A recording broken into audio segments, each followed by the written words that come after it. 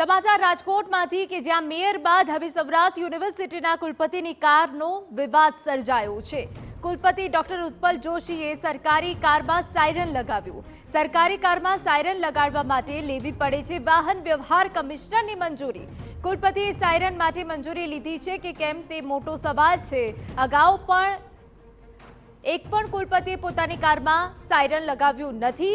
થોડા દિવસો પહેલા ડોક્ટર ઉત્પલ જોશીની કાયમી કુલપતિ તરીકે નિમણૂક થઈ છે અને પોતાની કારમાં સાયરન લગાવ્યું છે। હવે વાહન વ્યવહાર કમિશનરની પરવાનગી લીધી છે કે નહીં તે સૌથી મોટો અહીંયા સવાલ છે। સૌરાષ્ટ્ર યુનિવર્સિટીના કાયમી કુલપતિ ફરી એકવાર વિવાદમાં આવ્યા છે। સૌરાષ્ટ્ર યુનિવર્સિટીના કુલપતિએ તેમની સરકારી કારમાં સાયરન છે તે લગાવ્યું છે। સામાન્ય રીતે આ સાયરન લગાવવા માટે કાયદાકીય મંજૂરી છે તેની પણ જરૂર હોય છે। મારી સાથે કોંગ્રેસના અગ્રણી અને શિક્ષણવિદ નિદિતભાઈ બારોટ છે। નિદિતભાઈ, જે ઘટના જે ફૂટેજ સામે આવી છે કઈ રીતે આને જુઓ છો? ગુજરાતના તત્કાલીન મુખ્યમંત્રી નરેન્દ્રભાઈ મોદીએ એવું કીધું હતું, સીએમ એટલે કોમન મેન, અને વિજયભાઈ એને આગળ વધારી હતી વાત કે ગાડી ઉપર લાઇટ અને સાયરન રાખવાની જરૂર નથી। આ વીઆઈપી કલ્ચરથી આપણે દૂર રહેવું જોઈએ। એમના જ ગામમાં એ જ યુનિવર્સિટીમાં જ્યાં અમને અભ્યાસ કર્યો છે વિજયભાઈએ, એ યુનિવર્સિટીના કુલપતિએ પોતાની ગાડીમાં સાયરન લગાડી એ વાતથી વિવાદ શરૂ થયો છે। સાયરન લગાડતા પહેલાં કમિશનર વાહન વ્યવહારની મંજૂરી લેવી જોઈતી હતી, લીધી છે કે નહીં મને ખબર નથી, પરંતુ જે રીતે વિવાદ એ છે કે કુલપતિને આની જરૂરિયાત છે કે નહીં। મને લાગે છે કે યુનિવર્સિટીના કુલપતિને આવી લાઇટની કે સાયરનની ક્યાંય જરૂર હોતી નથી।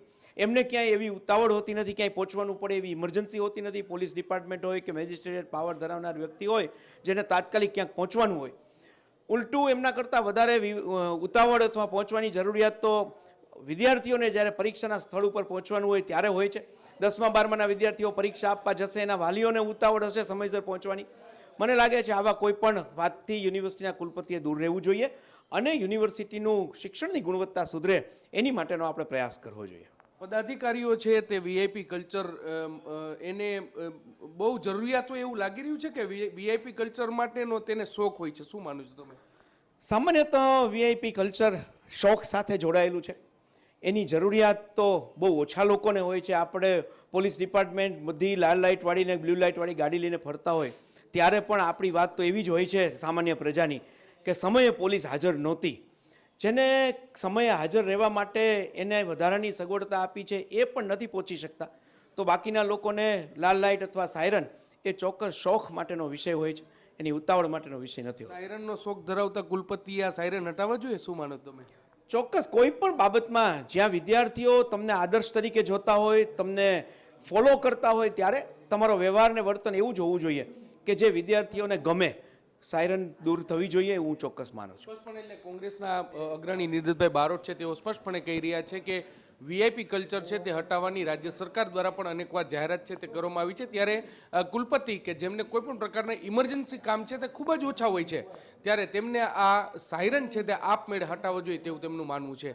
કેમેરા પર્સન ભાવેશ લશ્કરી સાથે મોહિત ભટ્ટ।